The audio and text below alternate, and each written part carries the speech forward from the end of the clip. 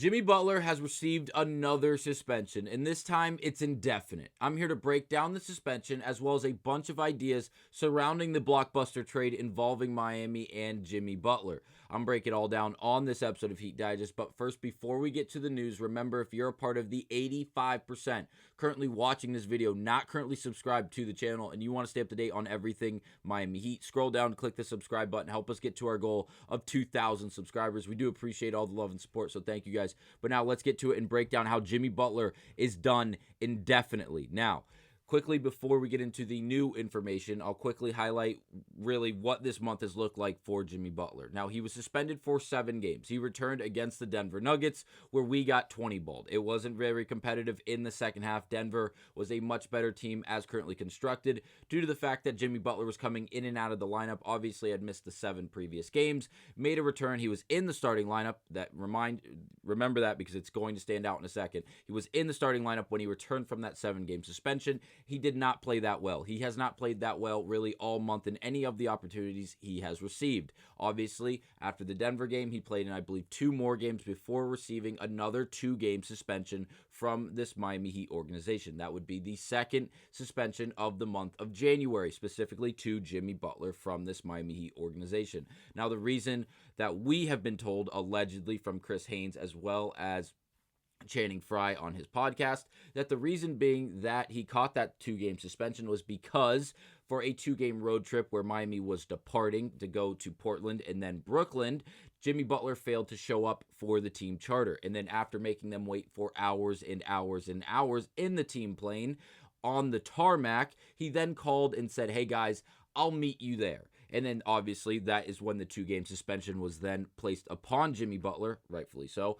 And then, obviously, 2 games are served. He comes back. He walks in the shoot-around. And we are told this, as reported by Shams, where he goes on to say, first, he says the Miami Heat are suspending Jimmy Butler indefinitely. Sources tell ESPN. That was yesterday around noon, where then he followed up with this tweet. Jimmy Butler walked out of the Heat shoot-around this morning after being informed the team is planning not to start him, with Hayward Highsmith starting. Moving forward, sources tell ESPN. Now, Jimmy Butler walked out because he was upset. He was told he won't be starting for this Miami Heat team any longer, or at least for this game quickly approaching. Now, we were going into an in-division game against, obviously, the Orlando Magic, who not only were above us in the division, but as well as in the conference. But again, Jimmy Butler being in and out of the lineup, now coming back from the second serve suspension in a month's time. Obviously, it was only a total of 9 games. I know 9 games out of 82 doesn't seem like that much. 9 games in 1 month is a lot. It really is. And again, how do you find a groove? How do you remain in contact in the sense of, obviously you can communicate with a teammate and the coaching staff via phone call, in person, however it may be. But again, you don't want to be there. And again, this is the biggest part of this Jimmy Butler situation. Jimmy Butler, obviously walking out of shoot-around is one thing, but walking out of shoot-around because you were told you are not going to be the starter or a starter for this Miami Heat team, again, just highlights the fact that you don't want to be there. If it mattered that much, obviously that says something. But just the idea of wanting to win in Miami, not having to be 1A in Miami in order to be considered successful while also winning games is a massive problem. Now, this Miami Heat team has really grown to be selfless, not only this year, but for years past. Even when we had LeBron, when we had Dwayne Wade, Chris Bosh, the list goes on, Alonzo Mourning. It goes on and on and on. And the reason being is because the game's bigger than one person. It always has been. That's the way this team has been really coached and really just molded and crafted by Pat Riley as well as others involved in this organization. And again, it's not going to stop for you. Jimmy Butler should know this. LeBron James left. Dwayne Wade left. Again, these guys, and I know you could argue that it's good one way, you could argue it's bad the other. I understand that. If you don't like the Heat culture, if you don't like the way Pat Riley, Mickey Arison, and everyone else runs things behind closed doors and treats players behind closed doors, again, it is up for debate. Again, we can go back and look how things were handled, this and that, through the years. I'm not just talking about this year. Again, we can go back to the Heatles. We can go back to that big three. We can go back before that with Wade and Shaq. Again, and we can have these conversations, and it's up for debate. It's worth an intelligent conversation. But again, right now, Jimmy Butler being who he is in this current state of the NBA, understanding where the Heat currently are as currently constructed, this is not what you should be doing. This Miami Heat team, as currently constructed, can win ball games, especially if you, as Jimmy Butler, the multiple-time All-Star who has so much capability, especially now. I know everyone's talking about the age and how that's the reason he didn't get the contract extension.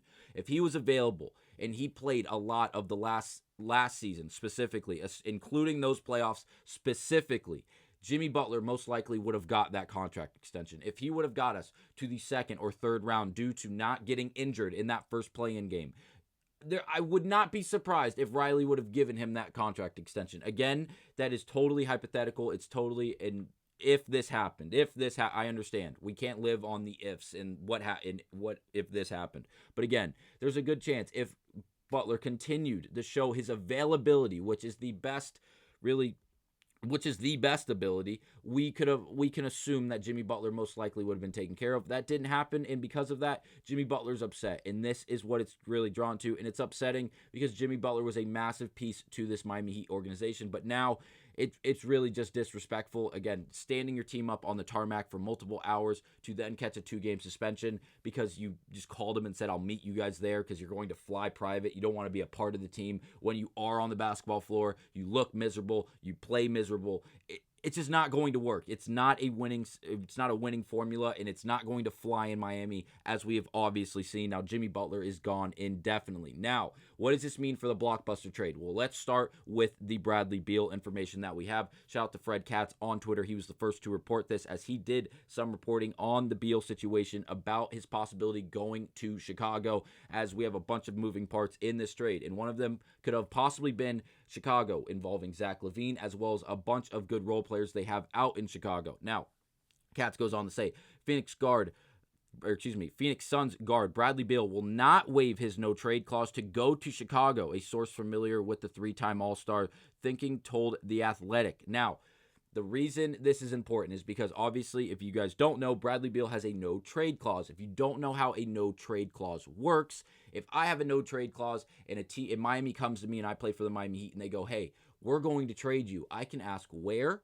and when they say XYZ, if I don't want to do that, I can say no, it's not going to happen. And I'm not going to waive my no trade clause to go to that team. And that is what Bradley Beal's doing. He's exercising that right and that option that he has involved in his contract. Now, with doing that, it makes Phoenix's life a bit harder. When I say a bit harder, I mean a whole lot harder, because in order to go get someone like Jimmy Butler, they're going to have to move mountains in order to do so. They're going to have to either move Bradley Beal, Kevin Durant, or Devin Booker. Now, Kevin Durant's not going anywhere, and neither is Devin Booker. Now, Bradley Beal has the opportunity to be moved, as we've seen him be moved to the bench, as well as Nurkic, because things simply aren't working in Phoenix. Now, it's going to take 4 teams in order to get this trade done. It's going to involve a lot of moving parts, and if Bradley Beal doesn't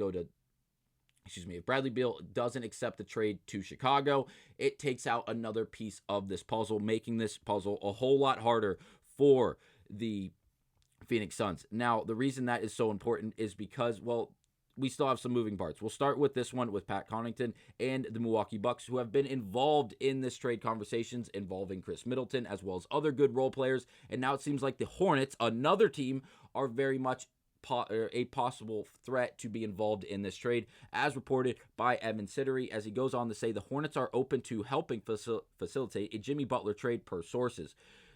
Charlotte is willing to take on an undesirable contract for future draft capital. Charlotte could loom large for the Bucks, who are trying to find a team open to taking Pat Connaughton's contract. Now, this is huge because another piece to this puzzle, in the sense of another team willing to get involved to move around assets in order to make a trade possibly work, involving possibly the Bucks, the Bulls, Charlotte. Again, there are a lot of moving pieces in a possible blockbuster trade scenario. And again, I would not be surprised if this was a 3 or 4 team trade. I genuinely believe it has to be. There's no way to move Beal because Beal's not going to Miami.